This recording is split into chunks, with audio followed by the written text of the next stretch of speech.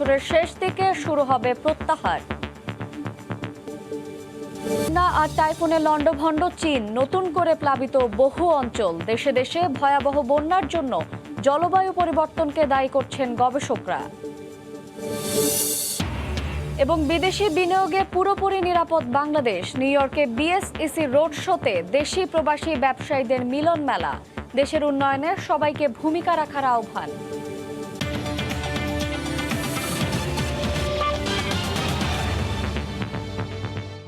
আন্তর্জাতিক সময়ের সঙ্গে আছে আমি শায়লা রহমান ইমা। আফগানিস্তানের পর এবার ইরাক থেকে এবছরের শেষ দিকে নিজেদের সেনা প্রত্যাহার করতে যাচ্ছে যুক্তরাষ্ট্র।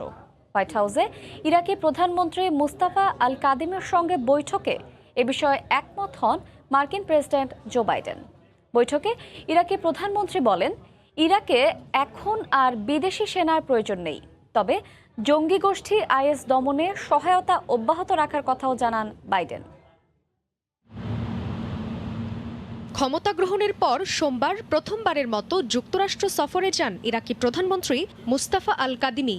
পরে হোয়াইট হাউসে মার্কিন প্রেসিডেন্ট জো বাইডেনের সঙ্গে দ্বিপক্ষীয় বৈঠক করেন তিনি। বৈঠকে দুই দেশের স্বার্থ সংশ্লিষ্ট বিষয়, ইরাকের বর্তমান পরিস্থিতি ও নিরাপত্তা নিয়ে আলোচনা করেন তারা। এ সময় ইরাকে আর কোনো বিদেশি সেনার প্রয়োজন নেই বলে বাইডেনকে জানান কাদিমি। ইরাক থেকে দ্রুত মার্কিন সেনা প্রত্যাহারের আহ্বান জানান তিনি। তার আহ্বানে সাড়াও দেন বাইডেন। বলেন, চলতি বছরের শেষ দিকে ইরাক থেকে সেনা প্রত্যাহার করে নেবে তার দেশ। সবকিছু ভালোই যাচ্ছে। সেনা সরিয়ে নিলেও দেশটি থেকে আইএস নির্মূল এবং ইরাকি বাহিনীকে আত্মরক্ষার কাজে প্রশিক্ষণ দেওয়া সহ নানা সহায়তা অব্যাহত রাখবে যুক্তরাষ্ট্র। তবে আমরা এ বছরের শেষ নাগাদ আর যুদ্ধে অংশ নিচ্ছি না।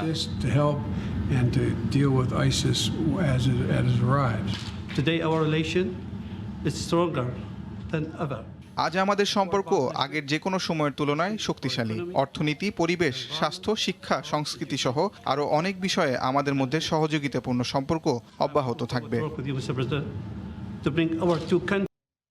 ভারতে আসন্ন লোকসভা নির্বাচনের আগে মোদি বিরোধী জোট তৎপর করতে শুরু করেছেন পশ্চিমবঙ্গের মুখ্যমন্ত্রী মমতা। এরই অংশ হিসেবে 5 দিনের দিল্লি সফর করছেন তৃণমূল নেত্রী। এ সফরে প্রধানমন্ত্রী নরেন্দ্র মোদী সহ বেশ কয়েকজন মন্ত্রী এবং আমলার সঙ্গে বৈঠক হওয়ার কথা রয়েছে তার। এ বিষয়ে বিস্তারিত জানাতে কলকাতা থেকে সরাসরি যুক্ত হচ্ছেন সহকর্মী সুব্রত আচার্য। সুব্রত, ধন্যবাদ ইমা। আপনি জানেন যে চলতি বছরের পশ্চিমবঙ্গ বিধানসভা নির্বাচন অনুষ্ঠিত হয়েছে এবং সেখানে তৃণমূল কংগ্রেস কিভাবে কত গভীর যে রাজনৈতিক যে সমর্থন সেটি তারা পেয়েছেন। এই মুহূর্তে দাঁড়িয়ে তৃণমূল কংগ্রেসের কাছে আত্মবিশ্বাস আছে এবং আপনি জানেন যে যেভাবে বিধানসভা নির্বাচনে মোদী, অমিত শাহরা তৃণমূল কংগ্রেসের সভানেত্রীকে টার্গেট করে প্রচার প্রচারণা করেছেন এবং তারপরেও রাজ্যের সাধারণ মানুষ যেভাবে তাকে সমর্থন করেছেন এবং বিশেষ করে সর্বভারতীয় স্তরের বিভিন্ন রাজনৈতিক দলের সমর্থন ছিল, সেটিকেই মূলত পুঁজি করে এখন 2024-এ আপনি জানেন যে 2019-এ সবশেষ লোকসভা নির্বাচন হয়েছে এবং দ্বিতীয়বারের মতো প্রধানমন্ত্রীর আসনে বসেছেন প্রধানমন্ত্রী নরেন্দ্র মোদী। তৃতীয়বারের যে লোকসভা নির্বাচন, অর্থাৎ বিজেপির যে তৃতীয়বারের মতো যে ফেস করতে হবে সেটি 2024-এ। আপনি প্রশ্ন করতে পারেন যে 2024-এর লোকসভা তো অনেকটা বাকি আছে, তাহলে 2 বছর আগেই কেন মমতা বন্দ্যোপাধ্যায় এই যে তোড়জোড় শুরু করেছে? আপনাকে জানিয়ে রাখি যে স্থানীয়ভাবে বিভিন্ন রাজনৈতিক রাজ্যে রাজনৈতিক মেরুকরণের উপরে কিন্তু কেন্দ্রীয়ভাবে ভোট নির্ধারণ করা হয়। আপনি জানেন যে 2023 সালে উত্তরপ্রদেশে বিধানসভা নির্বাচন, 2022-এ ত্রিপুরা নির্বাচন, ত্রিপুরা বিধানসভা নির্বাচন। তো সব মিলে তার আগে তৃণমূল কংগ্রেস চাইছে যে বিজেপি বিরোধী, মোদী বিরোধী যে রাজনৈতিক শক্তিগুলো আছে সেগুলোকে এক কাতারে এনে এই সমস্ত নির্বাচনগুলোতে তাদের অংশগ্রহণ নিশ্চিত করা এবং তখন মমতা বন্দ্যোপাধ্যায়েরও অন্য রাজ্যে প্রভাব বিস্তার হবে। জানেন যে পশ্চিমবঙ্গে মাত্র 42টি লোকসভার আসন রয়েছে। লোকসভার আসন লোকসভার কিন্তু 554টি আসন এবং সেক্ষেত্রে মমতা বন্দ্যোপাধ্যায় যদি পশ্চিমবঙ্গের সব আসন পান তাহলেও 42টি আসন পেয়ে কিন্তু প্রধানমন্ত্রীর দাবিদার হওয়ার ক্ষেত্রে যে যৌক্তিকতা সেটি কিন্তু মমতা বন্দ্যোপাধ্যায়ের থাকবে না। সেক্ষেত্রে তার এখনই 2 বছর সময় আছে এবং 2 বছরে দুটো বিধানসভা ভোট আছে এবং উত্তরপ্রদেশ, ত্রিপুরা, সেখানে যদি দাঁড়িয়ে তৃণমূল কংগ্রেস সেখানে থেকে রাজনৈতিক ভিত্তি তৈরি করতে পারে, সেখানে সেখানে কিছু সংখ্যক আসন বাড়াতে পারে, সেটি কিন্তু মমতা বন্দ্যোপাধ্যায়ের লক্ষ্য। আমরা জানিয়ে রাখি যে আজকের যে বৈঠক প্রধানমন্ত্রীর সঙ্গে সেটি কিন্তু বিকেল 4টের সময় হওয়ার কথা। এর আগে দুপুরের পর থেকে ম্যারাথন বৈঠক করছেন মমতা বন্দ্যোপাধ্যায় তৃণমূল কংগ্রেসের শীর্ষ নেতৃত্ব। আমরা দেখেছি যে প্রথম বৈঠকটি হয়েছে কমলনাথের সঙ্গে, তিনি কংগ্রেসের নীতি নির্ধারণ যে কমিটি তার অন্যতম। এরপর আনন্দ শর্মা তার সঙ্গে বৈঠকে এই মুহূর্তে চলছেন। সন্ধ্যের সময় আরেকজন কংগ্রেসের নেতার সঙ্গে বৈঠক হওয়ার কথা রয়েছে। আগামীকালকে সোনিয়া গান্ধীর সঙ্গে কথা বলে, তারপর তার রাষ্ট্রপতির সঙ্গে কথা হবে। তো সুতরাং সব মিলিয়ে দিল্লির এই সফরটি মমতা বন্দ্যোপাধ্যায়ের ভীষণ তাৎপর্যপূর্ণ, এই কারণে যে আগামী লোকসভা নির্বাচনকে সামনে রেখে। তো ইমা, এই ছিল আমার কাছে ভারতের রাজনীতিতে যে এই মুহূর্তে মমতা বন্দ্যোপাধ্যায়ের ভূমিকা এবং আসন্ন লোকসভা নির্বাচনে যে মেরুকরণ, আমার কাছে থাকা সে বিষয়ে সব শেষ। কলকাতা থেকে এতক্ষণ আমাদের সঙ্গে যুক্ত ছিলেন সহকর্মী সুব্রত। একদিকে বন্যার ক্ষয়ক্ষতি, অন্যদিকে টাইফুন ইনফার আঘাতে লণ্ডভণ্ড চীনের বিভিন্ন প্রদেশ। টাইফুনের পর নতুন করে প্লাবিত হয়েছে এলাকা, আর বন্যায় এখন পর্যন্ত মৃতের সংখ্যা 69-এ দাঁড়িয়েছে। নিখোঁজ রয়েছেন বেশ কয়েকজন। দেখা দিয়েছে তীব্র মানবিক সংকট, সৃষ্টি হয়েছে বিশাল অঙ্কের অর্থনৈতিক ক্ষতি। সহসাই দুর্যোগ পরিস্থিতির উন্নতি দেখছেন না সংশ্লিষ্টরা। বন্যা আর শক্তিশালী টাইফুনে বিপর্যস্ত চীনের বেশ কয়েকটি অঞ্চল। হেনান প্রদেশে ভয়াবহ বন্যায় মৃতের সংখ্যা বেড়েই চলেছে। এখনও নিখোঁজ অনেকে। পানিবন্দী হয়ে মানবেতর জীবন কাটাচ্ছেন লাখ লাখ মানুষ। এরই মধ্যে পূর্বাঞ্চলীয় উপকূলে তাণ্ডবের পর সাংহাই ও ঝেজিয়াং উপকূলে আঘাত হেনেছে টাইফুন ইনফা। এতে ভারী বৃষ্টিপাতে ওইসব অঞ্চলে নতুন করে বন্যা সতর্কতা জারি করা হয়েছে। আবহাওয়া বিভাগ জানায়, চীনের হেনানে 1000 বছরের মধ্যে সর্বোচ্চ বৃষ্টিপাতের রেকর্ড করা হয়েছে গত কয়েকদিনে। বৃষ্টির দাপট কমলেও এখনও জলাবদ্ধতা কমেনি। ত্রাণ বিতরণ ও সংস্কার কাজ চলছে। 10টি বিপজ্জনক এলাকায় কাজ করছেন সেনাবাহিনীর 8000-এর বেশি সদস্য। দুর্গতদের সহায়তায় বিভিন্ন গ্রামে অভিযানে আছেন ফায়ার সার্ভিসের কর্মীরা। এ পর্যন্ত নিরাপদে সরিয়ে নেওয়া হয়েছে প্রায় 4 লাখ মানুষকে। এখানে অনেক মানুষ বাস করতেন, তাদের সরিয়ে নেওয়া হয়েছে। আমরা দেখছি এখানে আর কেউ বাকি রইল কিনা। চীনে এবারের বন্যায় সরাসরি ক্ষতিগ্রস্ত 30 লাখের বেশি মানুষ। অন্তত $1000 কোটি আর্থিক ক্ষয়ক্ষতি হয়েছে। এরই মধ্যে টাইফুন আঘাত হানায় ক্ষয়ক্ষতির মাত্রা আরও বেড়েছে। বেগতিক হয়ে পড়েছে জনজীবন। আমরা এমন পরিস্থিতির মুখোমুখি হইনি কখনো। দেখতেই পারছেন কি করুণ দশা। চীনের ঝেজিয়াং, জিয়াংশু এমনকি সাংহাই শহর সহ বেশ কয়েকটি প্রদেশ ও শহরে ব্যাপক ক্ষয়ক্ষতির দেখা মিলছে। বৃষ্টিপাত এখনও অনেক স্থানে অব্যাহত থাকায় নদ নদীর পানি বেড়েই চলেছে। এতে সহসাই পরিস্থিতির উন্নতি দেখছেন না সংশ্লিষ্টরা। সৈয়দ ইফতেখার, সময় সংবাদ। ভারী বৃষ্টিতে যুক্তরাষ্ট্রের ইউটাহ অঙ্গরাজ্যের দক্ষিণাঞ্চলে আকস্মিক বন্যা দেখা দিয়েছে। সোমবার ঝড়ের পর মাত্র 1 ঘন্টায় 54.4 মিলিমিটার বৃষ্টি হলে অঞ্চলটির বেশিরভাগ এলাকা পানিতে তলিয়ে যায়। রাস্তাঘাটের ক্ষতি হওয়ায় ব্যাহত হয় যোগাযোগ ব্যবস্থা। বন্যার কারণে জরুরি সতর্কতা জারি করেছে স্থানীয় কর্তৃপক্ষ।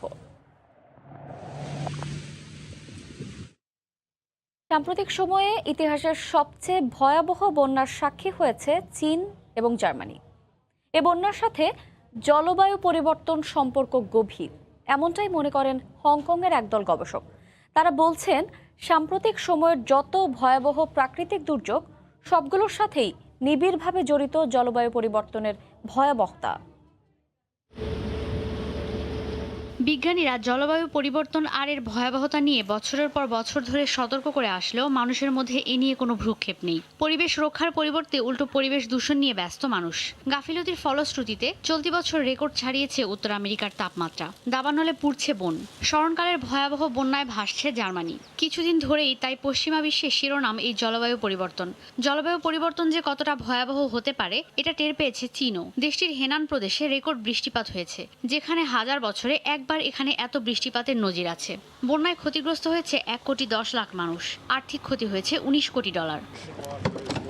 নড়ে চড়ে বসে এখন সব দেশই বলছে ভয়াবহ এই বিপর্যয়ের পেছনের কারণ জলবায়ু পরিবর্তন। অসতর্কতার কারণে জলবায়ু পরিবর্তন যে নিয়ন্ত্রণের বাইরে চলে যাচ্ছে সে বিষয়ে নিশ্চিত বিজ্ঞানীরা। বিভিন্ন অঞ্চলে খরা বাড়ছে, শীত মৌসুমের সময়কাল কমছে, দাবানলে পুড়ে ছাই হয়ে যাচ্ছে একরের পর একর বন। যে প্রাকৃতিক দুর্যোগ হচ্ছে সেটাই আগের চেয়ে অনেক ভয়াবহ হচ্ছে, কারণ পৃথিবীর তাপমাত্রা বাড়ছে, পানির উষ্ণতা বাড়ছে, বায়ুমণ্ডলে বেশি পানি বাষ্পীভূত হচ্ছে। জাতিসংঘের ওয়ার্ল্ড মেটিওরোলজিক্যাল সংস্থা বলছে এসব দেশের বিপর্যয়গুলো জলবায়ু পরিবর্তনের প্রভাব ছাড়া অন্য কিছুই না। বিজ্ঞানীরা বলছেন এই দশকের শেষের দিকে পরিস্থিতি আরো ভয়াবহ হবে। এখনকার সময়ের চেয়ে 14 গুণ বেশি প্রাকৃতিক দুর্যোগ হবে তখন। খুব অল্প সময়ের মধ্যে এত প্রাকৃতিক দুর্যোগ, ভয়াবহ বিপর্যয়ের আশঙ্কা। প্রকৃতিতে সমতা নেই, যেটার একমাত্র কারণ মানুষ। ঈশিতা ব্রহ্ম, সময় সংবাদ। আন্তর্জাতিক সময়ে আরও থাকছে, বিশ্বে কোভিডের সবচেয়ে ভয়াবহ ধরন ডেল্টা, 2 ডোজ টিকার সুরক্ষাও ভেদ করতে সক্ষম ভারতীয় এ ধরন, বলছেন বিশেষজ্ঞরা। সংক্রমণ ও মৃত্যু। বাংলাদেশে বিদেশি বিনিয়োগ পুরোপুরি নিরাপদ বলে মন্তব্য করেছেন ব্যবসায়ীরা। তারা বলছেন বিনিয়োগের অপার সম্ভাবনার জায়গা বাংলাদেশ। সোমবার যুক্তরাষ্ট্রের নিউ ইয়র্কে বাংলাদেশ সিকিউরিটিজ এক্সচেঞ্জ কমিশন আয়োজিত অর্থনৈতিক বিষয়ক সপ্তাহব্যাপী রোড শোর প্রথম দিনে একথা বলেন তারা। নিউ ইয়র্ক থেকে আরও জানাচ্ছেন হাসানুজ্জামান সাকি। নিউ ইয়র্কে হল ভর্তি অসংখ্য মানুষ। এদের অর্ধেক এসেছেন বাংলাদেশ থেকে, বাকিরা প্রবাসী বাংলাদেশি। বাংলাদেশের ব্যবসায়ীরা যেমন বলছেন দেশে বিনিয়োগের সুষ্ঠু পরিবেশের কথা, তেমনি প্রবাসীদেরও ছিল নানা প্রশ্ন। বাংলাদেশ সিকিউরিটিজ এক্সচেঞ্জ কমিশনের চেয়ারম্যান শিবলি রুবায়ত উল ইসলাম বলেন, ব্যবসা বাণিজ্যে প্রচুর সম্ভাবনা নিয়ে সামনের দিকে এগিয়ে যাচ্ছে দেশ। আমরা এসেছি এখানে সকল প্রশ্নের উত্তর দিতে এবং বাংলাদেশের যে গত এক দশকে যে অর্থনৈতিক বিপ্লব সাধিত হয়েছে, বাংলাদেশ যে তার সকল ইকোনমিক অ্যান্ড সোশিও ইকোনমিক ইন্ডিকেটরে খুবই ভালো করেছে। অনুষ্ঠানে প্রধানমন্ত্রীর বেসরকারি শিল্প ও বিনিয়োগ উপদেষ্টা সালমান এফ রহমান দেশের অর্থনৈতিক উন্নয়নে দেশি বিদেশি প্রবাসী সবাইকে এগিয়ে আসার আহ্বান জানান।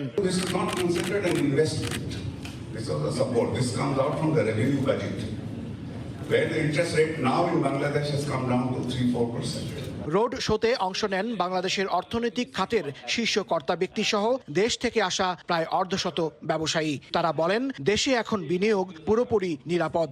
এত সুন্দর একটি প্রোগ্রাম অর্গানাইজ করার জন্য, যার জন্য বাংলাদেশকে বিশ্বের দরবারে আরো ভালোভাবে পরিচিত করতে পারছি আমরা।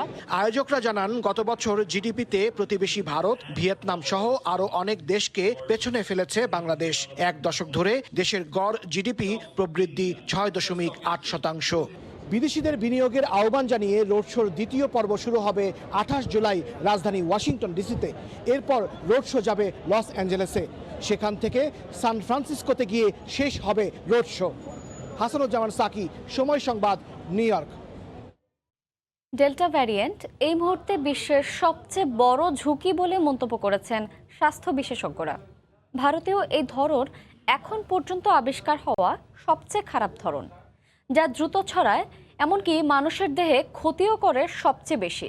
থামছে না টিকা নিলেও এর সংক্রমণ। টিকা না নেওয়া মানুষেরা রয়েছেন মৃত্যু ঝুঁকিতে। বিশ্বের বিভিন্ন দেশ এই ধরনেই নাকাল। আগামীতে পরিস্থিতি আরও খারাপ হওয়ার আশঙ্কা করা হচ্ছে। বিশ্বব্যাপী কোভিডের ভারতীয় ডেল্টা ভ্যারিয়েন্ট নিয়ে এখন আতঙ্ক সবচেয়ে বেশি। দ্রুততর ও শক্তিশালী ধরন হলো এই ডেল্টা। বিশ্বের শীর্ষ 10 ভাইরোলজিস্ট ও এপিডেমিওলজিস্ট বলেছেন করোনার টিকা নেওয়া মানুষেরাই এখন সবচেয়ে বেশি ঝুঁকিতে রয়েছেন। ব্রিটিশ বার্তা সংস্থা রয়টার্সের এক প্রতিবেদনে বলা হয়েছে, ডেল্টা ভেরিয়েন্টের সবচেয়ে বড় উদ্বেগের বিষয় হলো এটি দ্রুত ও সহজে মানুষ থেকে মানুষে ছড়ায়। এতে টিকা না নেওয়া মানুষের মধ্যে আক্রান্ত ও হাসপাতালে ভর্তির সংখ্যা দ্রুত বাড়তে থাকে। বিশেষজ্ঞরা বলছেন পূর্ণাঙ্গ টিকা নেওয়া মানুষকেও ব্যাপক সংখ্যায় আক্রান্ত করতে পারে এই ভেরিয়েন্ট। আশঙ্কা তৈরি হয়েছে টিকা নেওয়া মানুষেরাও ভাইরাসের সংক্রমণ ছড়াতে পারেন। মানুষ এখন টিকা নিতে আগ্রহ প্রকাশ করছেন। খুব দুঃখের বিষয় হলো টিকা নিয়েও আক্রান্ত হচ্ছেন অনেকে।